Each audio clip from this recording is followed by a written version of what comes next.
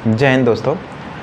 पिछले video lecture में हमने अनुपात संपात का बेसिक कंसेप्ट बताया था, बट वो बहुत फास्ट हो गया था, इसलिए हम इस लेक्चर में शुरू से स्टार्ट कर रहे हैं। आइए देखते हैं अनुपात तथा समानुपात को।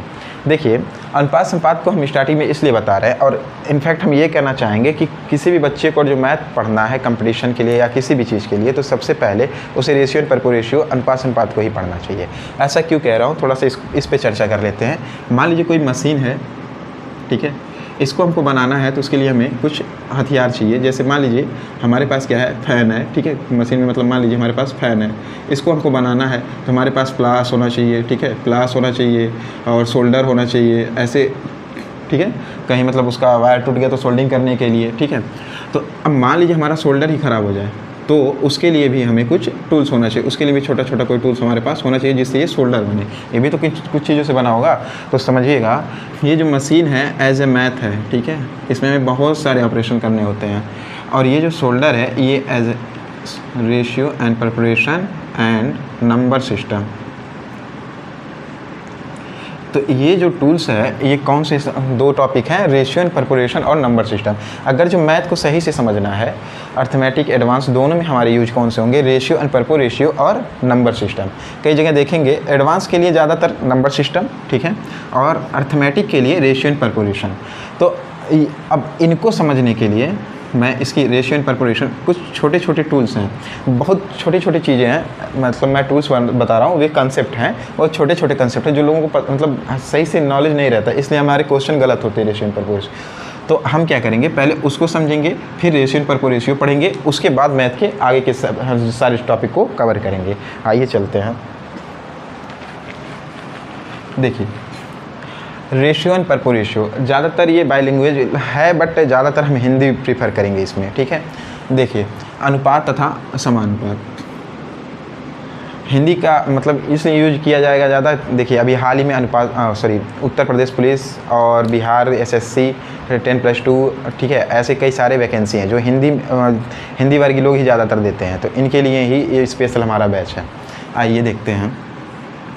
देखिए, अनुपात तथा समानुपात। सबसे पहले हम अनुपात को समझते हैं, ठीक है, इसे इंग्लिश में रेशियो कहते हैं। देखिए, अनुपात, दो या दो से अधिक समान इकाई की राशियों के तुलना को अनुपात कहते हैं। ये इसका डिफिनीशन होगा।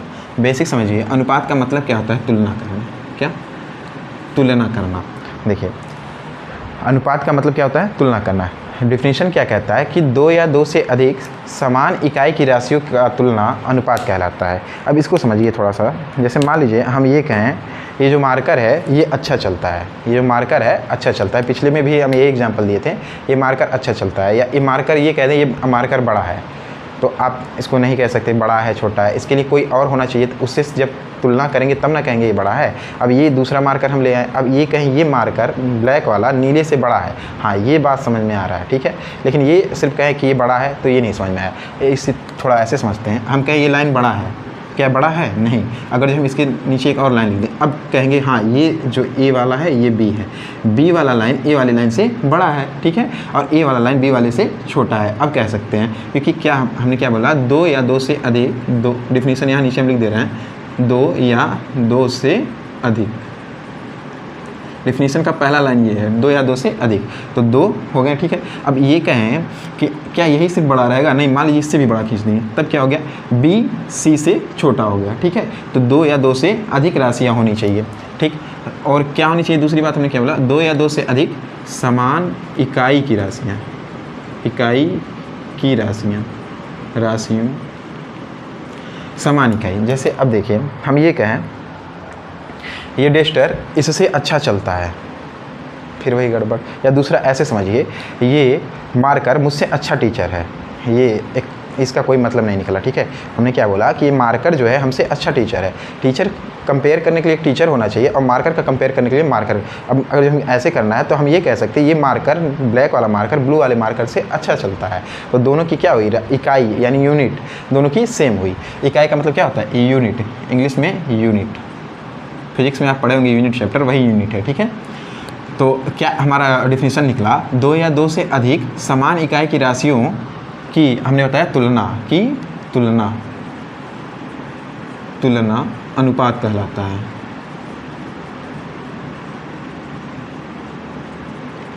देखिए हमने पहले बेसिक कंसेप्ट आपको बताया, अनुपात क्या होता है। ये तुलना होता है दो या दो से अधिक समान इकाई की राशियों की तुलना अनुपात कहलाता है। हमने आपको समझा भी दिया समान क्यों होना चाहिए, कैसे होना चाहिए, और दो या दो से अधिक का क्या मतलब है। चलिए आगे चलते हैं।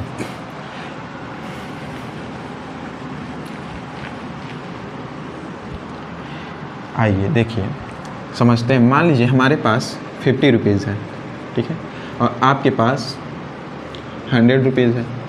ऐसे समझते हैं, ए के पास 50 है और बी के पास 100 रुपीज़ है। तो ए कहेगा कि भैया आपके पास मेरी तुलना में, आपके पास मेरी तुलना में 2 गुना है, ठीक है, कितना है, 2 गुना, 2 टाइम्स, ठीक है। और बी कहेगा आपके पास मेरी तुलना में हाफ है, आधा है, ठीक है। अच्छा इसको कैसे निकालेंगे ज़रा ध्यान से समझिए। देखिए अगर जो हम इसको निकालें कि इसकी तुलना में कितना है, आप कहोगे आधा है, क्या कहोगे, हाँ आधा, हाफ कहोगे, ठीक है। और इसको कहोगे ये कितना है, 2 टाइम्स है, 2 टाइम्स ये कहोगे। हिंदी में आधा और ये दुगुना। तो अगर जो हम इसको डिफाइन करना चाहें तो क्या करेंगे, 100 लिखा, ठीक है, ये दुगुना है, कैसे ज्ञात करेंगे, 50, इसकी तुलना में निकालना है तो नीचे 50 कर देंगे, काटेंगे तो 2 गुना आ गया, ठीक है।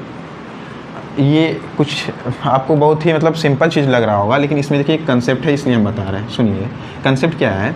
जैसे मान लीजिए हमको इसका निकालना है ना कि ये कितना गुना है, बहुत नॉर्मल चीज़ है बट ये बहुत ही इंपॉर्टेंट है, थोड़ा सा समझिए। देखिए मान लीजिए 100 लिख दिए, ठीक है, इसका निकालना ये कितना गुना है, तो हमको जिससे कंपेयर करना है, मान लीजिए इससे तुलना करना है तो इसको हम नीचे रख रहे हैं, ठीक है, यानी जिसका वैल्यू हमको कंपेयर करना है, जिससे कंपेयर करना उसको नीचे, जिससे तुलना करना है उसको हर में, हर डिनोमिनेटर में, ठीक है, और जिसका वैल्यू निकालना उसको न्यूमरेटर, जिसका मान निकालना है, जिसका मान ज्ञात करना है, ज्ञात करना है, समझिएगा। जैसे मान लीजिए हमको यहाँ इसका इस रेशियो का वैल्यू निकालना था तो हमने क्या लिखा, 100/50, तो आ गया 2 गुना, ठीक है। इस रेशियो का निकालना होता तो 50, तुलना किससे करना था, इससे करते 100, तो 1/2, ठीक। कहने का मतलब ये निकला कि एक कंसेप्ट नंबर 1 बताया क्या हमको, ये हमारा पहला कंसेप्ट क्या है कि जिससे तुलना करना रहेगा वे कहाँ रहेगा, नीचे। हमने आपको एग्जांपल भी दिखा दिया। और जिसका मान ज्ञात करना कि ये कितना गुना है कितना नहीं है, उसको हम ऊपर अंश में रखेंगे, ठीक है। अब इसी चीज़ को देखिए, यहाँ 1/2 आया और यहाँ आप देखोगे तो 2/1 लिख सकते हो। इसी चीज़ को हम अनुपात में अगर लिखना चाहेंगे तो इसका वैल्यू 1, इसका वैल्यू 2, वही चीज़ यहाँ भी है, देखिए 2 और 1, यानी अनुपात क्या हो गया, बन गया। और इस अनुपात को लिखने का तरीका क्या है, 1/2, ठीक है। अब इसको और कैसे लिख सकते हैं, 1/2, देखिए वही चीज़ यहाँ बना है ना, 1/2 को ही 1 संबंधी 2 में लिख दिए हैं, तो वही चीज़ यहाँ पर लिख दिए हैं। यानी अनुपात को इस तरह से बटे में भी लिख सकते हैं। थोड़ा सा और आगे चलते हैं।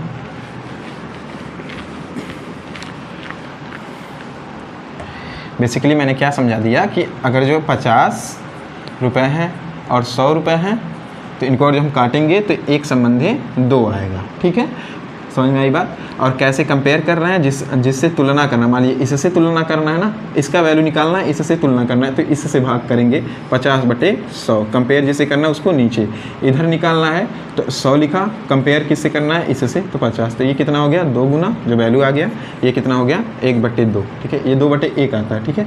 तो इसका वैल्यू 2 हो गया, इसका वैल्यू 1, तो 2 संबंधी 1, इधर से निकालेंगे, इसका वैल्यू 1, इसका वैल्यू 2, ठीक। ये अनुपात हो गया हमारा। अब थोड़ा सा और समझते हैं अनुपात, समझे अब समानुपात को समझते हैं। देखिए मान लीजिए हमारे पास C है और D है, ठीक है, इनके पास 400 रुपये हैं और इनके पास 800 रुपये हैं, ठीक है। अब देखिए अगर जो हम इसको लिखना चाहें तो 5 × 10 लिख सकते हैं। अच्छा रुपीज़ को हटा देते हैं, सब में यूनिट सेम है, ठीक है, यहाँ भी हम रुपीज़ ही लिख देते हैं, ठीक है, सब में यूनिट सेम है, ठीक है। अभी उस पर भी हम बात करेंगे। 5 × 10 सब में सेम है, इसमें कोई दिक्कत नहीं है। 5 × 10, इसको क्या करेंगे, 10 × 10, ठीक। यहाँ देखिए 4 × 100 लिख सकते हैं, 8 × 100 लिख सकते हैं, ठीक है। आप समझिएगा यहाँ 10 और इसको समझिए, और जो हम 100 को 10 × 10 लिख सकते हैं, कोई दिक्कत, इसको भी 10 × 10। देखिए एकदम बेसिक से हम बता रहे हैं, जिनको बिल्कुल मैथ नहीं आता उनके लिए स्पेशल ये लेक्चर है। देखिए अब इस सब में अगर जो हम इनको काटेंगे तो सब में 10 कट जाएगा, ठीक है, तो ये आएगा 5 संबंधी 10, ये आएगा आपका 40/80, इस तरह से आएगा बेसिक। अब सुनिए, अगर जो हम इसको काटे 5 करने में 5, 5 दूना 10, 40 करने में 40, 40 दूना 80, तो 1/2 निकल गया। अच्छा यहाँ भी देखिए, अगर हम करें तो 4 × 10, 8 × 10, इस तरह से आएगा। फिर 4 इसको काटेंगे, 4 करने में 4, तो वही वैल्यू आएगा। अब यहाँ बताना क्या चाह रहे हैं, देखिए वैल्यू कुछ भी हो उसके साथ देखिए गुणा हो रहा है तो सब में क्या हो रहा है, समान गुणा होगा, ठीक है। जैसे देखिए यहाँ 50 था, यहाँ 100 था, तो हमने 5 लिखा और 10 लिखा, 10 लिखा और 10 लिखा, दोनों में देखिए वैल्यू क्या है, समान है, ठीक है। ये हमारा दूसरा कंसेप्ट है क्या, कि जब भी अनुपात में हम कभी भी अनुपात में अगर जो हम गुणा करेंगे तो उसमें दोनों में, जैसे मान लीजिए 1 और 2 दिया है, तो अगर जो हमको गुणा करना है किसी रीजन के लिए, तो हम इसमें भी उसी डिजिट से और इसमें भी दोनों में सेम डिजिट से गुणा करेंगे, ठीक है। ऐसा नहीं कि हम इसमें गुणा कर दें इसको छोड़ दें, एक में गुणा करें इसमें छोड़ दें, ऐसा नहीं होना चाहिए। और जब आप इसमें गुणा कर रहे हैं तो इसमें भी गुणा करना पड़ेगा, देखिए हर जगह गुणा सेम होना चाहिए, ठीक है। अब सुनिए पहला कंसेप्ट ये। अब समानुपात क्या होता है, देखिए इसका भी रेशियो 1/2 आया, इसका भी रेशियो 1/2 आया, इनका और इनका, सी और डी का, तो ये दोनों बराबर हैं, तो यानी हम क्या कह सकेंगे, 1/2 समानुपाते 1/2 आया। इसको ऐसे लिख सकते हो 50/100 समानुपाते 400/800, इसका ये वैल्यू आ गया, ठीक है। तो ये समानुपात ऐसे लिखते हैं। दो समान अनुपातों के तुलना को समानुपात कहते हैं, क्योंकि देखिए समानुपात उसमें आ ही रहा है, ठीक है, समाधान अनुपात। तो दो समान अनुपातों की तुलना समानुपात कहलाता है। बस उसके मतलब नाम में ही सारा डिफिनेशन लिखा हुआ है, ठीक है, शायद आप समझ पाए। अब हम उन प्रश्नों पे चलेंगे जो परीक्षा में पूछे जाते हैं। देखिए अगर A/B = 2/3 एंड B/C = 4/5 हो तो A/B/C ज्ञात करिए, ठीक है। ये ऐसे प्रश्न मैक्सिमम क्वेश्चनों पे एग्ज़ाम में पूछे जाते हैं। अब देखिए हमने कहा A/B = 2/3, B/C = 4/5, तो हम यहाँ देखेंगे कि इन दोनों जगहों पे B है, ठीक है, समान चीज़ है। लेकिन यहाँ देखिए इन दोनों का वैल्यू समान नहीं है, यहाँ 4 है, यहाँ 3 है। तो देखिए जब भी वैल्यू समान करना होगा तो उनका गुणा करेंगे, ये एकदम दिमाग में अपने रख लीजिए। जब भी वैल्यू को समान करना है, देखिए 4 × 12 3 × 12 है, तो ये बेसिक चीज़ है कि आपको हमेशा गुणा करना पड़ेगा। तो अब हम गुणा करेंगे, 4 का गुणा इसमें कर दे, इसका गुणा इसमें, तो ये दोनों बराबर, ये दोनों भी एक ही चीज़ है, ये भी एक ही हो जाएगा, ठीक है। ये दोनों B है और ये भी 12/12 हो जाएगा। लेकिन हमने पहले ही बताया कि जब आप गुणा करोगे तो दोनों में करना पड़ेगा, इसमें भी दोनों में करेंगे, उसमें भी, ठीक है। तो 4 × 12 और 4 दूना 8 हो जाएगा, 3 × 12 और 3 × 5 = 15। हमने पहले बताया था आपको इसीलिए कंसेप्ट में कि इस दोनों में गुणा करना पड़ेगा, जब भी गुणा करेंगे तो दोनों में करेंगे। देखिए अब A का वैल्यू ये हो गया, B का वैल्यू ये, B का वैल्यू यही यहाँ पर भी है और C का वैल्यू ये, तो हम क्या लिखेंगे 8/12/15। अब इसी को ट्रिक के जरिए कैसे, मतलब ट्रिक क्या डायरेक्ट कैसे करेंगे उसको भी बता देते हैं। मन कर स्क्रीनशॉट ले लीजिए।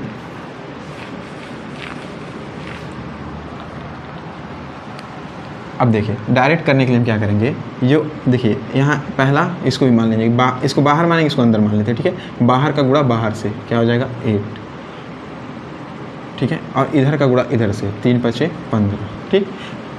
अब क्या करेंगे, इन दोनों का बीच वाले से भी गुणा कर देंगे, ठीक है, 3 × 12, देखिए वही आंसर आ जाएगा। मैं फिर से समझा देते हैं, जैसे 2/3 दिया था, 4/5 दिया है, ठीक है। फिर से समझ लीजिए, यहाँ नीचे बता देते हैं। पहले हम क्या करेंगे, यहाँ है A, इसको लिखेंगे, इसके लिए हम लिखेंगे A का वैल्यू 4 दूना 8, और फिर इसको इससे गुणा करेंगे। अब लिखेंगे C का वैल्यू क्या होगा, 3 × 5 = 15, और इन दोनों का आपस में गुणा लिख देंगे, बीच का वैल्यू 12। इस तरह से हम लिख सकते हैं, ठीक है। अब देखिए अगर जो मान लीजिए A/B = 6/7 दिया हो, B/C = 3/4 दिया हो, तो A/B/C निकालना हो। देखिए बेसिक तरीका हमने आपको बता दिया था, ऐसे देखिए 6 × 18, A का वैल्यू कितना आ गया 18, 7 × 28, C का वैल्यू ये निकल गया, B का वैल्यू 7 × 21, ये हमारा रेशियो निकल गया, ठीक है। अगर जी इसके बाद ये कटता तो हम इसको और काट देते हैं, लेकिन नहीं कटेगा, इसलिए हम यहीं पर इसको छोड़ देंगे। चलिए अब इस टाइप में एक दूसरा क्वेश्चन इस तरह से पूछा जाता है कि अगर जो ए संबंधी बी बराबर 1 संबंधी 2 हो, बी संबंधी सी बराबर 3 संबंधी 4 हो, सी संबंधी डी बराबर 2 संबंधी 1 हो, ठीक है। तो ए संबंधी बी संबंधी सी संबंधी डी बताओ क्या होगा, ठीक है। ऐसे प्रश्नों को करने के लिए सबसे पहले हम क्या करेंगे, देखिए बेसिक तरीका आपको बता दिया कि इसमें दोनों के लिए लेंगे, ये दोनों होंगे तो इनसे एक आएगा, ठीक है। फिर इन दोनों को कंपेयर करके निकालेंगे, ठीक। जैसे समझिए हम बताते हैं आपको, पहले इन दोनों से निकालेंगे जैसे हम लोग वहाँ निकाले थे। जैसे देखिए 1 संबंधी 2 है और 3 संबंधी 4 है, ठीक है। तो यहाँ से हमको ए संबंधी सी मिल जाएगा, ठीक। फिर ए संबंधी सी से हम सी संबंधी डी निकाल लेंगे। देखिए कैसे, 3 करने में 3, 4 दूना 8, 3 दूना 6।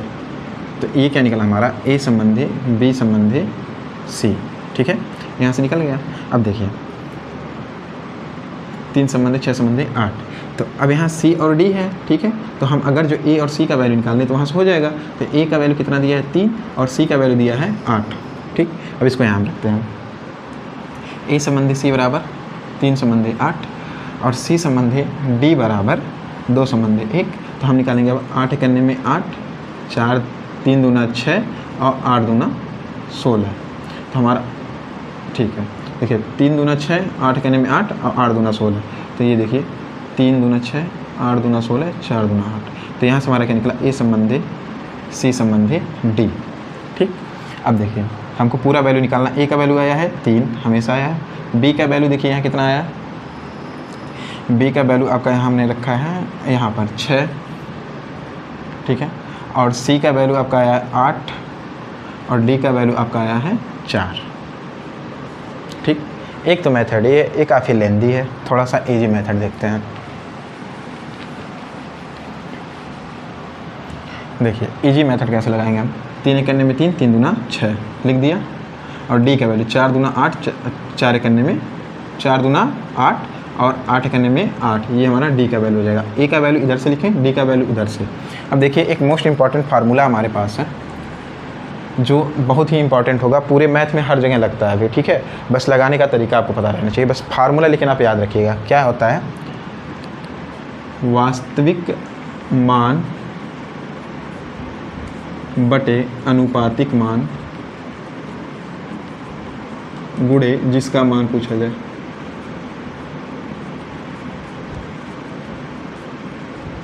ये बहुत ही इंपॉर्टेंट फार्मूला है, ठीक है। इसको आप याद कर लीजिएगा और नोट भी कर लीजिए, ठीक है। ठीक है, वास्तविक मान बटे अनुपातिक मान गुणे जिसका मान पूछा जाए। देखिए अब हम समझाते हैं इसको अप्लाई कैसे करेंगे हम। देखिए हमने ए का निकाल लिया यहाँ से और डी का वैल्यू निकाल लिया, ठीक। अब हमें बी का और सी का वैल्यू चाहिए। देखिए बी का निकालने के लिए हम क्या करेंगे, यहाँ देखिए ए का वैल्यू कितना दिया है 1, यहाँ ए का वैल्यू कितना दिया है 6। देखिए वास्तविक मान ए का कितना आया 6, अनुपातिक मान हम यहाँ से लेंगे कितना आया 1, मान पूछा जा रहा है बी का, लिख देंगे 2, तो इसका कितना वैल्यू हो जाएगा 12, रेशियो बना लेंगे, ठीक। फिर देखिए दूसरा समझिए, बी का वैल्यू यहाँ कितना दिया है 12। अब इसमें आएंगे सी का वैल्यू निकालना है ना, तो यहाँ देखिए बी का वैल्यू कितना दिया है 3। अब पूछ रहा है किसका, सी का, गुणा कर देंगे 4 से, 3 चौक 12, 4 चौक के 16, यहाँ लिख देंगे 16, ठीक है। इस तरह से हमने ए बी सी डी का मान इस तरह से निकाला। अब इसको थोड़ा सा काटते हैं, देखिए कैसे निकलेगा। 2 से सब कट जाएगा, 3 6 8 4, देखिए शायद आंसर दोनों का सेम है। हमने आपको बेसिक तरीका भी बताया और ये थोड़ा सा एडवांस है उसको भी बता दिया। अब देखिए क्वेश्चन कैसे आएगा एग्ज़ाम में। देखिए क्वेश्चन कैसे आएगा, जैसे एक संबंधी 2, एक संबंधी 2, एक संबंधी 2, तो अधिकतर क्वेश्चन इस तरह का पूछेगा, ए संबंधी डी बताओ क्या होगा। तो हम क्या करेंगे, सिंपल सा है, इनका आपस में गुणा 1, इनका आपस में गुणा 2 दूना 4 दूना 8, ये हमारा आंसर हो जाएगा।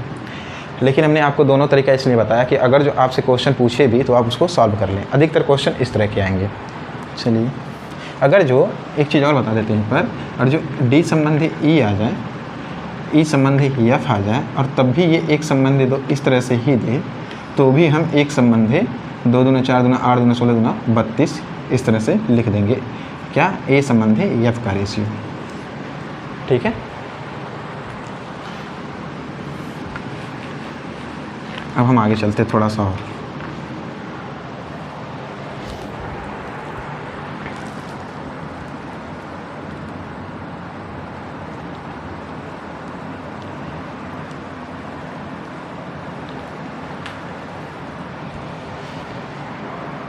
देखिए अगर जो देखिए कभी भी ना हम फ्रिक्शन में नहीं लिखेंगे इसको, रेशियो को हम कोशिश करेंगे कि हमारा फ्रिक्शन में ना लिखा जाए। तो उसके लिए हम क्या करेंगे, मान लीजिए 1/2 रेशियो 1/3 रेशियो 1/4 दिया हो, इसको सही से लिखना हो तो हम कैसे लिखेंगे पहले ये समझ लेते हैं। देखिए क्या करेंगे, इनका एलसीएम ले लेंगे, ठीक है।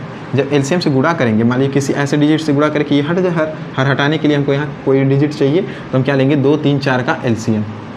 कितना होगा 2 3 4 का एलसीएम 12, ठीक है। तो यहाँ मल्टीप्लाई 12 मल्टीप्लाई 12 मल्टीप्लाई 12, तो 2 छक्के 12 3 चौके 12 4 त्रिके 12, रेशियो क्या बन जाएगा, ठीक। एक और लेते हैं, ठीक है। इस तरह से है। अब इसको कैसे सॉल्व करेंगे, देखिए 4 5 10 का एलसीएम ले लेंगे, कितना आएगा 20। अब 20 से सब में मल्टीप्लाई, 4 पंजे 20 5 चौके 20 10 दूना 20, नहीं 5 संबंधी 4 संबंधी 2, ये हमारा आंसर हो जाएगा, ठीक है। आगे चलते हैं।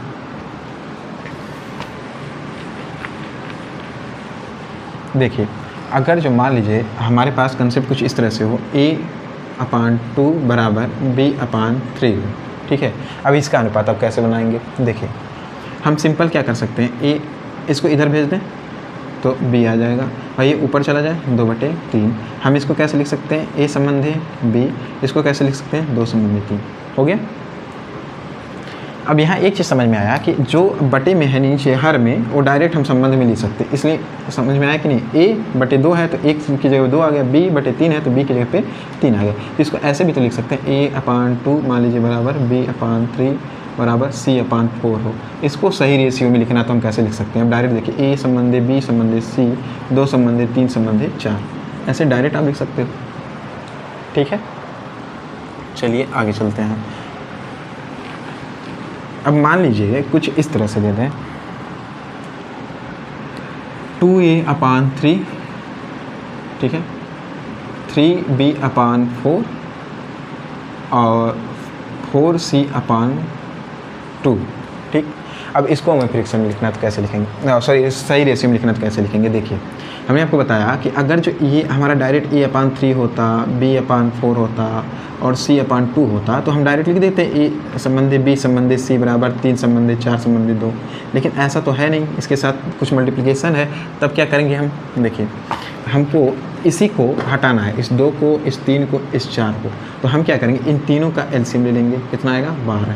अब हटाना है तो यहाँ से गुणा करेंगे तो हटेगा नहीं, गुणा कहाँ करेंगे नीचे से, नीचे 12 × 12 × 12।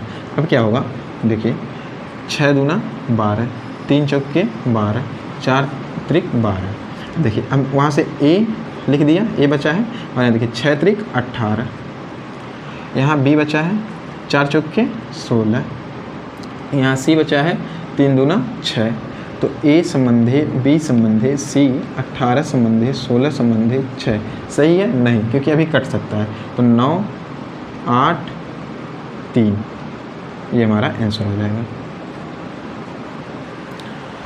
ठीक है।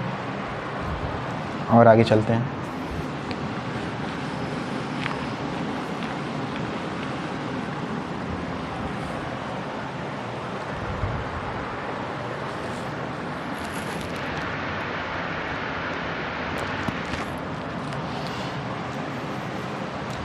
देखिए अगर कह दे a संबंधी b+c बराबर 1 संबंधी 2 हो, ठीक, b संबंधी c + a बराबर, ठीक है, 1 संबंधी 3 हो, ठीक, और पूछे c संबंधी a + b बताओ क्या होगा। अब क्या करेंगे, थोड़ा इसको देखते हैं। देखिए एक चीज़ और ध्यान दीजिएगा, जितने भी क्वेश्चन हम आपको बता रहे हैं, ठीक है, ये सारे के सारे क्वेश्चन एग्जाम में पूछे जाते हैं, सारे के सारे टाइप्स के, ये डायरेक्ट क्वेश्चन आपसे पूछे जाते हैं। ये कंसेप्ट हैं, ये बेसिक कंसेप्ट, बेसिक टूल्स हैं इस चैप्टर के, लेकिन फिर भी ये डायरेक्ट आपसे पूछे जाते हैं। जैसे यूपीपी कांस्टेबल में, ठीक है, यूपी पुलिस कांस्टेबल में, बिहार एसएससी जो आपका होने वाला उसमें, और एमटीएस में, ऐसे छोटे एग्जामों में, सीजीएल में, इस सीजीएल को जो मतलब जो बहुत ही हार्ड लेवल के क्वेश्चन होते हैं वहाँ इनको अप्लाई किया जाता है, जो थोड़े से टफ टाइप के होते हैं वहाँ इनको अप्लाई किया। बेसिक क्वेश्चन जो बनते हैं, मतलब छोटे छोटे क्वेश्चन छोटे एग्जामों में, वे डायरेक्ट इनसे पूछ लिया जाता है, ठीक है। आइए देखते हैं। अब यहाँ क्या समझ रहे हैं हम कि अगर जिसको a संबंधी b + c है तो इसको ऐसे लिख सकते हैं b + सी ऐसे लिख सकते हैं, और इनको 1/2। एक सेकंड हम इसके सामने समझाते हैं, ज़्यादा अच्छा रहेगा। इसको हम ऐसे लिख सकते हैं, इस चीज़ को a अपान, पहले इसको लिखते हैं a upon b plus C बराबर 1/2। इसको कैसे लिख सकते हैं, b upon C plus a upon 1/3, इस तरह से लिख सकते हैं, है ना। अब देखिए समझना क्या है, a प्लस b प्लस सी अगर जो तीनों को जोड़ें, ठीक है, तो यहाँ दोनों को जोड़ दें तो 3 आएगा। a plus B plus C बराबर, दोनों किसको जोड़ रहे हैं, इनको जोड़ रहे हैं, a plus B plus C बराबर 2 1 3। अच्छा b प्लस सी प्लस, वही चीज़ यहाँ पर भी है, a प्लस बी प्लस सी, तो यहाँ 3 1 4 हो जा रहा है। समझ पा रहा है कि नहीं। देखिए हमने कहा इन तीनों को यहाँ जोड़िए तो a प्लस बी प्लस सी आया, इन दोनों को जोड़ेंगे तो 3 आया, ठीक है। यहाँ भी a प्लस बी प्लस सी ही है, देखिए a प्लस बी प्लस सी ही है, और यहाँ जोड़ने पे 4 आया, यानी बराबर नहीं हो रहा है।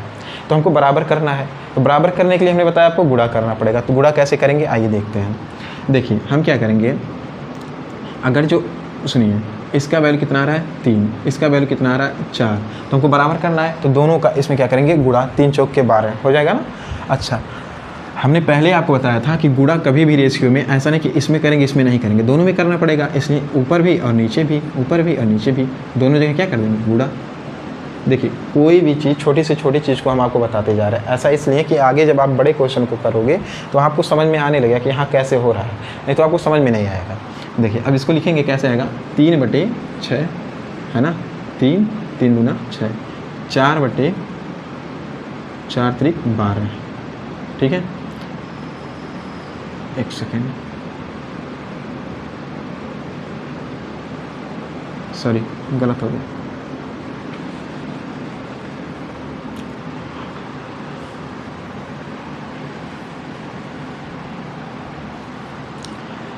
तो देखिए ऊपर क्या करेंगे हम 4 से गुणा, और नीचे क्या करेंगे 3 से गुणा, ठीक है।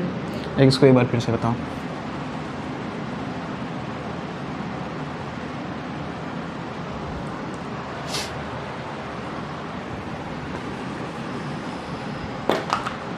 इसको हम यहाँ बताते हैं। देखिए a upon b plus C बराबर 1/2 लिखेंगे, ठीक है, a अपान b प्लस सी, और यहाँ देखिए b अपान इसके लिए c प्लस a बराबर 1/3 लिखेंगे।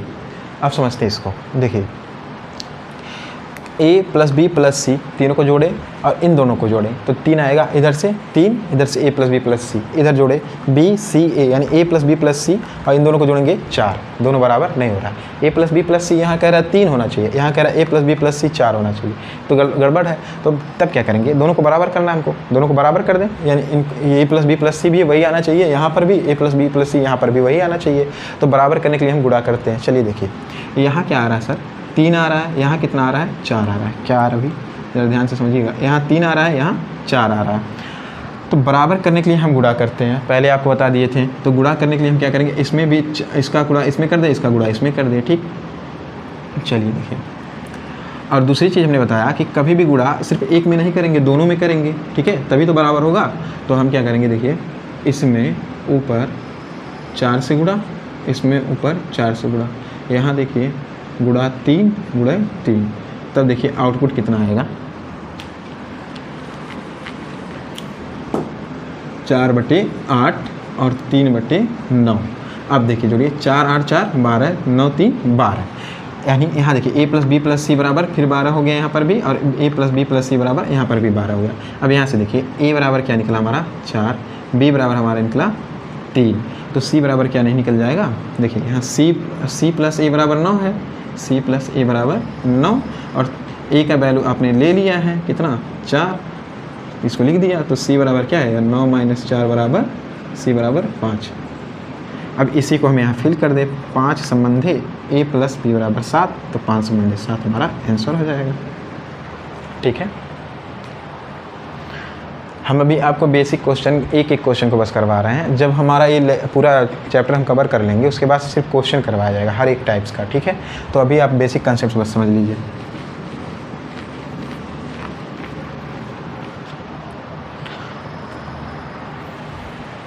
चलिए अब देखिए ये हमारे बेसिक टूल्स थे। अब इसके बाद हम अनुपातिक क्वेश्चन कैसे होते हैं उनको समझते हैं। कहेगा प्रथमानुपाती, द्वितीयानुपाती, तृतीय और चतुर्थानुपाती, ऐसे चीज़ों को पूछेगा। और बीच में एक पूछ लेता है मध्यानुपाती क्या होता है, उसके लिए हम समझते हैं। देखिए हमने समानुपात आपको बताया ए संबंधी बी, सी संबंधी डी, ऐसे बताया था। इसको हम ए अपान बी बराबर सी अपान डी ऐसे लिख सकते हैं, है ना। देखिए जब हमसे प्रथमा देखिए मध्यानुपाती पूछे तो क्या करेंगे समझिएगा। मध्यानुपाती करने के लिए हमारा जो ये कंडीशन है इसको ऐसे लिखते हैं, ए संबंधी बी और बी संबंधी सी। मध्य में जो दोनों है, ठीक है, मध्य में जो दोनों है दोनों को सेम कर देंगे बस। अब इसको लिखने के लिए आप सीधे लिखोगे ए अपान बी, बी अपान सी, इनका आपस में गुणा होगा बी स्क्वायर इक्वल टू ए सी। ये हमारा फार्मूला बन जाता है, बी स्क्वायर इक्वल टू ए सी मध्यानुपाती के लिए, ठीक। अब देखिए अगर जो प्रथमा पूछे तो इसको, ठीक है, और तृतीया पूछे तो इसको, समझिएगा एक फार्मूला है, इससे हम तीनों बना लेंगे। कैसे? अगर जो मध्यानुपाती पूछे तो बी स्क्वायर इक्वल टू ए सी लिख देंगे, इस तरह से निकाल लेंगे, ठीक। और जो प्रथमानुपाती पूछे तो ए ऐसे, देखिए बी स्क्वायर इक्वल टू ए सी है, तो हमको प्रथमा पूछ रहा है यानी ये वाला पूछ रहा है, इसको इधर कर लीजिए, सी खत्म, प्रथमा के लिए हो गया, ठीक। तृतीया पूछ रहा है, देखिए बी स्क्वायर इक्वल टू ए सी है, तृतीया पूछ रहा है तो सी को यहाँ रहने दीजिए, ए को नीचे भेज दीजिए, ये हमारे तृतीया के लिए होगा। यानी बस एक फार्मूला आपको याद रखना, याद वो भी नहीं रखना है, वो भी कंसेप्ट आपके पास है, ए संबंधी बी संबंधी सी संबंधी डी है। मध्यानुपाती के लिए दोनों को सेम कर देंगे, सी को लास्ट में लिख देंगे, ठीक। अच्छा एक और बच रहा है, इसी को द्वितीयानुपाती भी कहते हैं, मध्यानुपाती भी कहते हैं। एक और होता है चतुर्थानुपाती। चतुर्थानुपाती में हम क्या करते हैं, दो कंडीशन आपको बनाना है, मध्यानुपाती द्वितीय और तृतीय और प्रथमा, उसके लिए बस ये कंडीशन होगा। लेकिन जब चतुर्था पूछेगा तो ए संबंधी बी संबंधी सी संबंधी एक्स कर देंगे, यहाँ समानुपाती है, ठीक है। अब देखिए यहाँ क्या कर देंगे, लास्ट में एक्स, ए बी सी लिख के लास्ट में एक्स लिख देंगे। तो देखिए A upon B equal to C upon X, sorry ऐसे भी लिख सकते हैं, या तो ऐसे कर दीजिए B upon A equal to X upon C, उल्टा कर दिए हम उसको, दोनों को कर दिए, जो भी करेंगे इधर उसको उधर भी करना पड़ेगा। अब देखिए एक्स बराबर क्या निकलेगा हमारा, बी इंटू सी अपान ए, ये हमारा चतुर्थानुपाती हो गया। इस पे क्वेश्चन हर एग्ज़ाम में एक क्वेश्चन अर्ध रेशियो पर रेशियो से आता है, तो एक दो क्वेश्चन कंफर्म दे देता है। आज भी पूछ रहा है, पहले भी पूछता था और आगे भी पूछेगा। तो हमने आपको बता दिया प्रथमानुपाती, द्वितीयानुपाती, तृतीयानुपाती निकालने के लिए बस एक फार्मूला ये याद रखना है आपको। चतुर्थानुपाती निकालने के लिए ये फार्मूला याद रखिए, या फिर कंसेप्ट आपको हमने बता दिया, ए बी सी लास्ट में एक्स लिख दीजिए, ए upon B C upon x, और एक्स का मान यहाँ से हमने बी इंटू सी अपान ए, ठीक है। और ऐसे भी आप देखिएगा क्या करिएगा, एक ये जो है मान लीजिए दे दिया तो एक को ऐसे हर में लिख दीजिएगा, इन दोनों को आपस में गुणा कर दीजिएगा, एक से ऐसे निकल जाएगा डायरेक्ट। हाँ ये चलता है।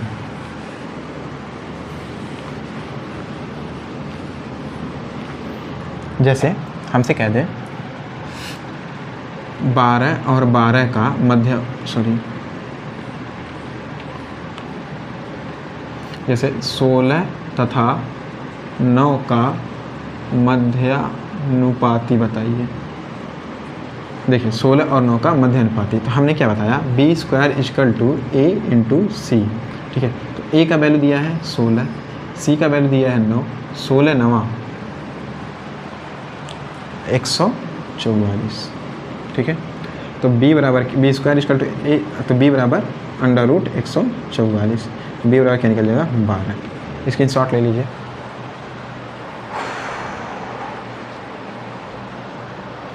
चलिए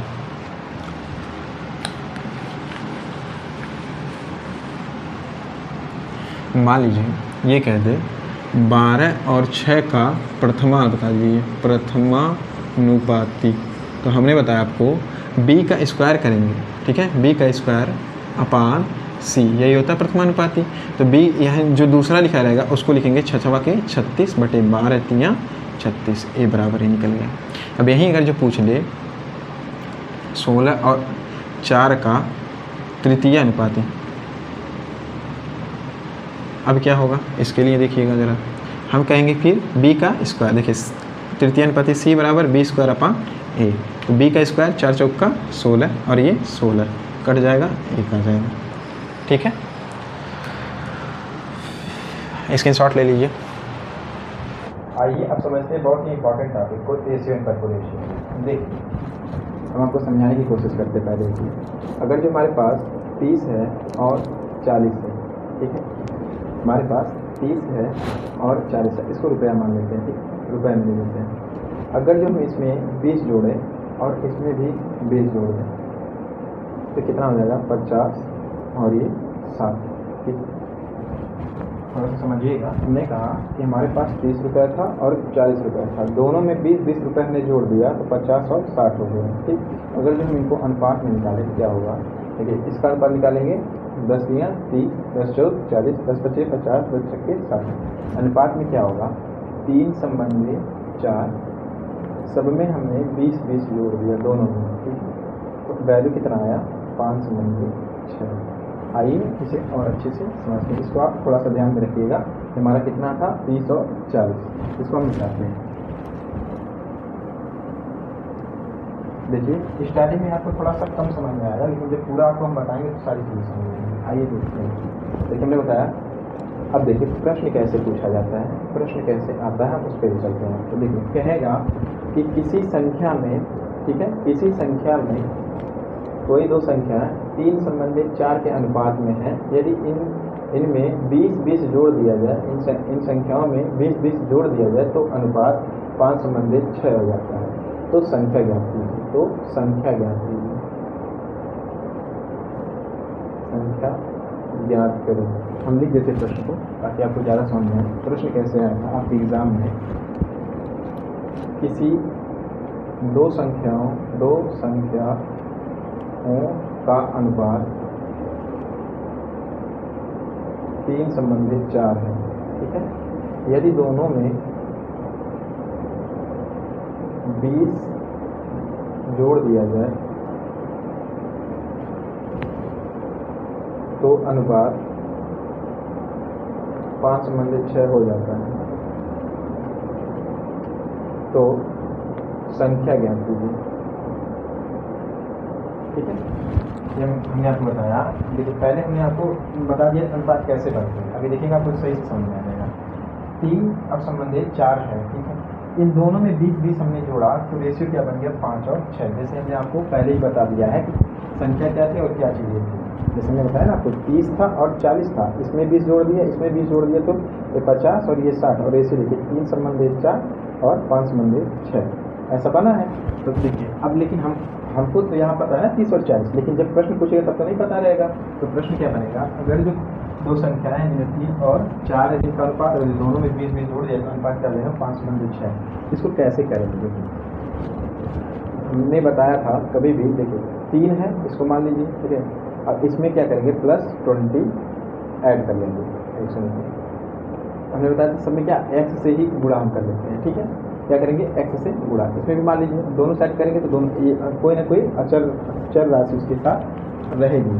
ठीक है, देखिए जैसे हम फिर से आपको बता देते हैं, अगर जो कोई हम अनुपात लिख रहे हैं जैसे 4 संबंधी 5 लिख रहे हैं ना, तो इसको आप मान के चलिएगा 4x संबंधी 5x लिख रहे हैं, इसके साथ कोई ना कोई एक चर राशि रहनी चाहिए, एक वेरिएबल होना चाहिए, तभी ना। जैसे मान लीजिए हम लिखे थे स्टार्टिंग में 500 गुणे 1000 तो संबंधित 1000, तो 5 गुणे 100 कर दिए थे, संबंधित 10 गुणे 100 कर दिए थे। तो ये वेरिएबल है ना, ये बदलता रह रहा है कभी भी, लेकिन यहाँ हमारा ये जो है कांस्टेंट रह रहा है। ठीक है, तो इसलिए हमको क्या लिखना है, हमेशा x से उसमें गुणा मान के चलना है। कभी भी आप करिएगा तो ये मान के चलिएगा।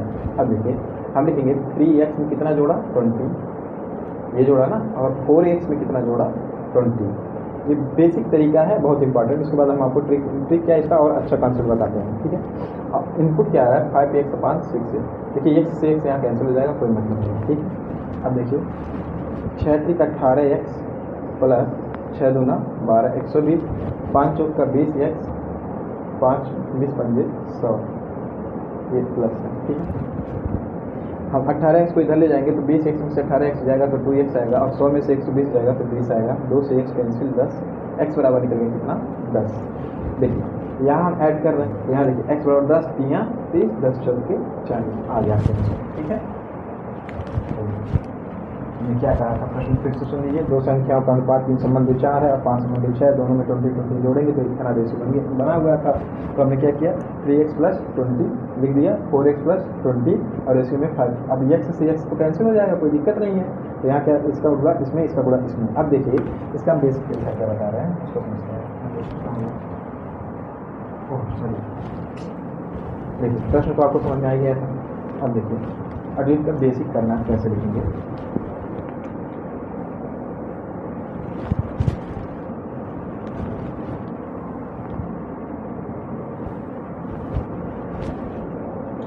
अब देखिए बेसिक स्टाइल क्या है इसका, जल्दी करने के लिए हम क्या करेंगे, 3 संबंधे 4 दिया था, 5 संबंधे 6 बन जा रहा था, तो जोड़ना क्या पड़ रहा था 20।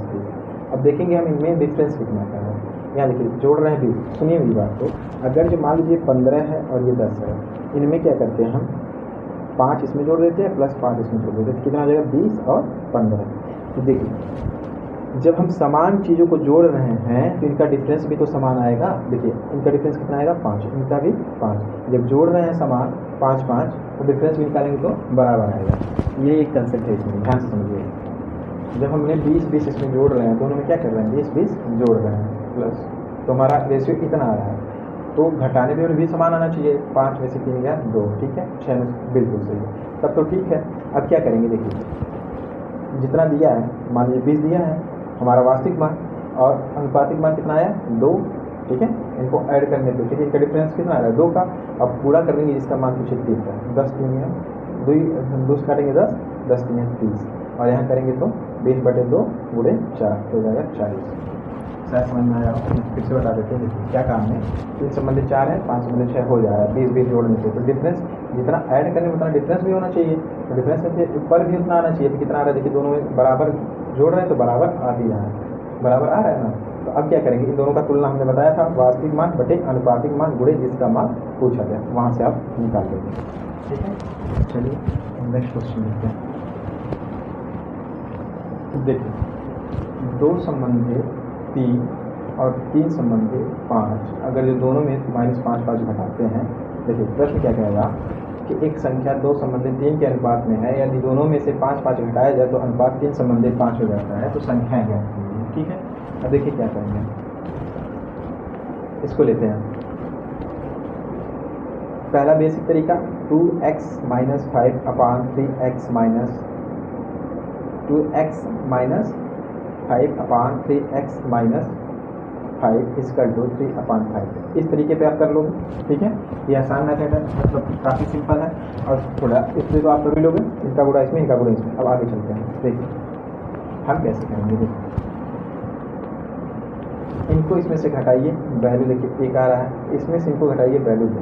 हमने बताया जब आप समान चीज़ को घटा रहे हो तो ऐसे वास्तविक मान में समान घटा रहे हो तो -5 आ रहा है, अनुपातिक मान भी जब घटाएंगे तो दोनों में समान आना चाहिए, लेकिन यहाँ 1 आ रहा है, यहाँ 2 आ रहा है, ऐसा हो नहीं रहा है। तो हम क्या करेंगे, अब इनको समान करेंगे। समान करने के लिए हमने पहले ही बता रखा है कि गुणा करते हैं, तो गुणा किसमें करेंगे, इसमें तो करेंगे नहीं, क्योंकि क्या है 2 संबंधे 3 है, तो गुणा करेंगे तो दोनों में करेंगे ना, तो इन दोनों में करेंगे। इन दोनों का गुणा करने के लिए क्या करेंगे, इनका डिफरेंस निकालेंगे, कितना आया 1, इनका कितना होगा 2। इन दोनों का आपस में गुणा करके हम बराबर करेंगे, क्योंकि ये दोनों एक कंपोनेंट है, ये दोनों एक कंपोनेंट है, इसका डायरेक्ट नहीं करेंगे, इसको यही तो हमको निकालना है, इसको नहीं ना करेंगे। जो हमको क्या करना है, इसमें से इसको घटाएंगे 1, इसमें से इसको घटाएंगे 2। अब सुनिए, इन दोनों का आपस में गुणा, अब गुणा दोनों में करते हैं तो ये कितना हो जाएगा, देखिए 1 का गुणा करेंगे यही आएगा 1 2, और यहाँ 4 संबंधे 6। अब देखिए 4 में से 3 गया 1, 6 में से 5 गया 1, दोनों का बराबर हो गया। यहाँ देखिए माइनस कितना कर रहे थे हम 5, अब यहाँ अनुपातिक मान 1, पूछ क्या रहा है 4, इसका 4 करेंगे तो 20। देखिए इसमें गुणा करके वैल्यू नहीं बताएंगे, इसमें करेंगे 20 हो गया, और दूसरा क्या हो जाएगा 5/1 गुणे 6 5 30, यानी ये वैल्यू कितनी आएगी 20, ये वैल्यू कितनी आ जाएगी 30, ठीक है। देख लीजिए आप, और जो 20 में से 5 घटाएंगे तो 15 आएगा, और 30 में से 5 घटाएंगे तो 25 आएगा। 5 से काटे 5 में 15, 5 और 25, ठीक है। देखिए हम ये कहना चाह रहे हैं, अगर जो समान संख्या को घटाए या बढ़ाए, ठीक है, तो हम इसी तरह से करेंगे, इनका डिफरेंस निकालेंगे और इनका डिफरेंस दोनों को गुणा करके बराबर कर लेंगे। अगर जो आपको एक बार में समझ में आया तो इसको फिर से बैक करके देख लेंगे तो समझ में आएगा।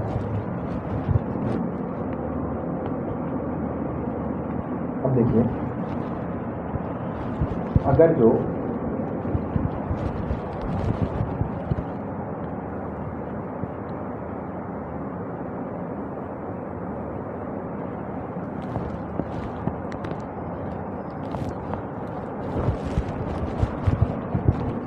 दो संबंधित 3, 5 संबंधित 7 को और जोड़े 20 इसमें और 10 इसमें। अब देखिए अभी तक हम समान जोड़ रहे थे, समान घटा रहे थे। अब क्या करेगा, तीसरा टाइप हम बता रहे हैं, इसमें 20 जोड़ दिया, इसमें 10 जोड़ दिया, ठीक है, अलग अलग कर दिया। तब क्या करेंगे, देखिए इसके लिए हमको बेसिक क्या करना है, इसको आप आधार मानिएगा, ठीक है। ट्रिक क्या है इसका, देखिए वो बेसिक तरीका आपके पास है कि 2x + 20/3x + 10 इक्वल टू, आप लिख सकते हो 5.7, ये तो है, इससे आप कर लोगे आ जाएगा। लेकिन नॉर्मल कैसे करेंगे इसको, अब हम क्या करेंगे, देखिए इनको घटा रहे हैं तो डिफरेंस 3 का, इनको घटा रहे हैं तो डिफरेंस 4 का। इससे कोई मतलब ही नहीं है, क्योंकि यहाँ देखिए ये भी नहीं समान होगा और ये भी नहीं होगा, क्योंकि 20 और 10 ये भी समान नहीं है, अलग अलग है। तब हम क्या करेंगे, देखिए इसको बेस मानेंगे, 10 7 गुना 14 140, ठीक है, इसको लिखेंगे, और 10 25 50 माइनस में 50 लिख देंगे, ठीक, बराबर लिख देंगे। x का गुणा इसी में होगा ना, इसी में होगा, ठीक है, याद रखें, x का गुणा ऊपर वाले में होगा। अब देखिए इसी से करेंगे, 7 गुना 14x माइनस 5 3 15x, तो देखिए यहाँ से x मिल जाएगा, ठीक, और यहाँ से क्या हो जाएगा, 140 में से 50 घटाएंगे 90, x बराबर कितना आ गया 90। हमने इसका वैल्यू बताना है 180, इसका वैल्यू बनाना है 270। हम आपको बता रहे हैं तो टाइम लग रहा है, लेकिन अगर आप करोगे तो इसको बहुत कम टाइम निकालेंगे। इसी क्वेश्चन को कहिए तो बता देते हैं एक बार आपसे, देखिए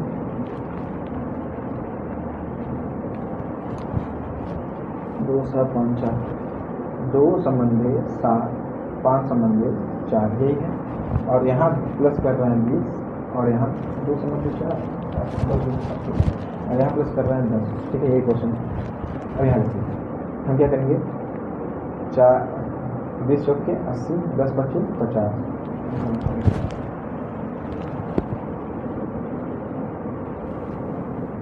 2 3 5 7, देखिए 2 था 3 था 5 था 7 था, यहाँ प्लस 20 कर रहे थे, यहाँ प्लस 10 कर रहे थे, ठीक है। प्रश्न ऐसे आएगा, दो संख्याएं हैं जिनमें इनका अनुपात 2 संबंधी 3 है, क्या है, 2 संबंधी 3 है। पहली संख्या में 20 और दूसरी संख्या में 10 जोड़े फिर अनुपात 5 संबंधी 7 हो जाता है, तो संख्या में ये आइए देखते हैं कैसे करेंगे। सुनिए, हमने इसको आधार माना, 7 गुना 14 140 का, इधर से करना ज़्यादा अच्छा रहेगा, इधर से आप क्या करिए लेफ्ट से, 10 25 50, 7 गुना 14 140 माइनस 140, ठीक है, बराबर 7 गुना 14 x का गुणा इसी में होता है, अनुपात है, और 5 3 15x। यहाँ से देखिए x बराबर कितना आ जाएगा 90, और 9 गुना 18 180, 9 170 270 आ जाएगा, ठीक है।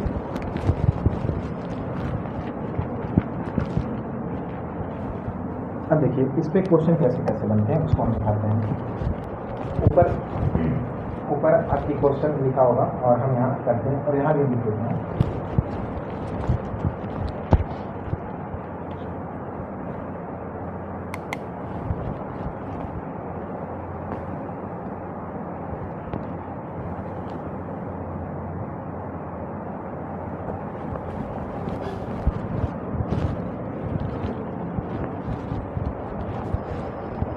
अब देखिए हम आपको बता दें, अब क्वेश्चन करने की बात आती है। अब चलिए हम क्वेश्चन देखते हैं किस तरह से हमसे लगते हैं।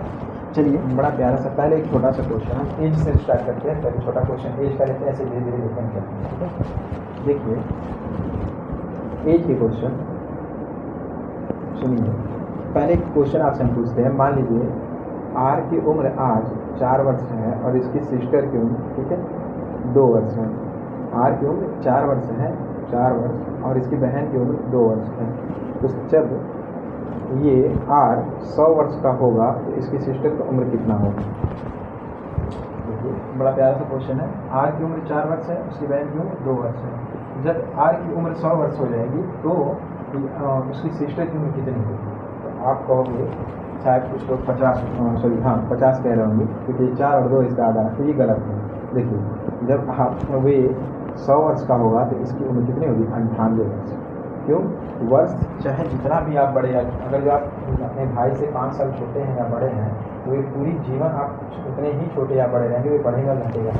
इसमें क्या होगा, इनके बीच का डिफरेंस हमेशा क्या होगा, अगर ये 2 साल का डिफरेंस है तो यहाँ पर भी 2 साल का ही डिफरेंस होगा, ठीक। तो इसका मतलब ये है कि हमेशा डिफरेंस समान होगा, समान अंतर समान। तो इसके पहले जो हमने आपको कंसेप्ट बताया भी अंतर समान क्या था, इसमें इसको यहीं पर बता देते हैं। देखिए जैसे क्वेश्चन एक है, देखिए दिया है ए और बी का वर्तमान आयु, ए और बी का वर्तमान आयु 5 संबंधित 7 है, ठीक है। उसके बाद कह रहा है 9 वर्ष बाद 8 संबंधी 7 हो जाता है, ठीक है। कह रहा है ए और बी की वर्तमान आयु 5 संबंधी 7 है, ठीक। 9 वर्ष बाद उनकी उम्र 8 संबंधी 7 के अनुपात में आ जाती है, तो उनकी वर्तमान आयु वास्तव में कितनी है। देखिए 9 वर्ष बाद कह रहा है, अंतर देखेंगे सबसे पहले हम समान हो रहा है, ठीक। 3 कुछ गलत हो रहा है, 7 नहीं होगा, 8 संबंधित 7, सॉरी यहाँ 5 संबंधित 4 है, ठीक है। अब देखिए यहाँ देखिए कितने का है, 3 का, और यहाँ भी अंतर देखिए 3 का है, बिल्कुल सही है। तो हमने क्या बताया, अंतर यहाँ 3 का है, वास्तविक मान 9, 3 का 9, 3 आ गया। किसका मान कुछ है, इसका 15, इसका 12, दोनों की कितने जाएगी, 15 और 12। अब इसका आंसर चेक करना है, तो देखिए 15 में कितना जोड़ना है, 9, तो 24 होगा, ठीक। और 12 में 9 जोड़ेंगे तो 21 होगा। देखिए 8 3 24, 7 3 21, आंसर अपना मैच कर लिया, ठीक है। एक बार फिर से कहीं तो समझा देते हैं, बहुत ही आसान होता है इसका क्वेश्चन करना। कह रहा है कि पहले 5 संबंधी 4 था, अब कितना हो गया, 8 संबंधी 7 हो गया। कितना हमने जोड़ा था, 9 वर्ष में।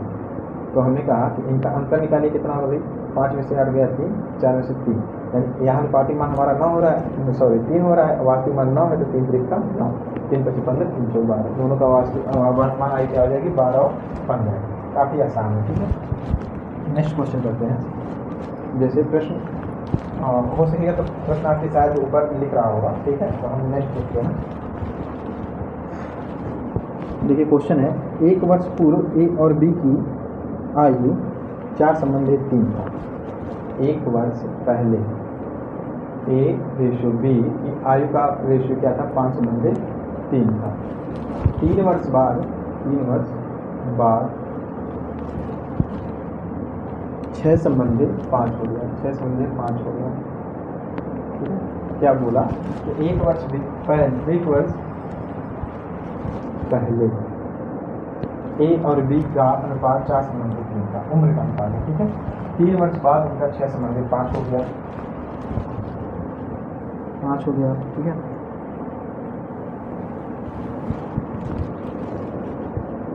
तो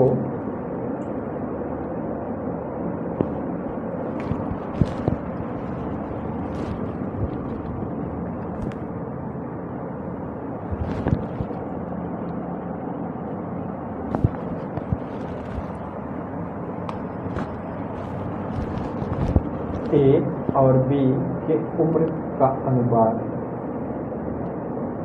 अभी मान लीजिए 5 संबंधित 7 है, ठीक है। 4 वर्ष बाद उनके आयु का अनुपात 2 संबंधित 4 हो जाता है, ठीक है। क्या हमने बताया, ए और बी की उम्र का अनुपात अभी क्या है, 5 संबंधित 7 है। 4 वर्ष बाद उनके उम्र का अनुपात 2 संबंधित 4 हो जाता है। तो ए और बी का वास्तविक उम्र कितना है अभी वर्तमान में, भी बताना है आपको। तो आप क्या करोगे, देखिए 5 संबंधित 7 है और 2 संबंधित 4, इनका डिफरेंस निकालो 3, इनका डिफरेंस निकालो 3, यानी 4 वर्ष बराबर 3। अब पूछ किसका रहा है, 5 का, तो गुणा कर दोगे 4 पंजे 20/3। तो मतलब हमने ऐसे डायरेक्ट लिया है, इसमें एग्जैक्ट वैल्यू नहीं होना है, ठीक है। और यहाँ निकालेंगे तो क्या हो जाएगा आपका 4/3 गुणे 7, तो 7 चौक 28/3। मतलब निकालने का हमने तरीका बता दिया, ये किसी का इस तरह से नहीं बताया जाता है, ठीक है, लेकिन हमने बता दिया कैसे निकाला जाएगा।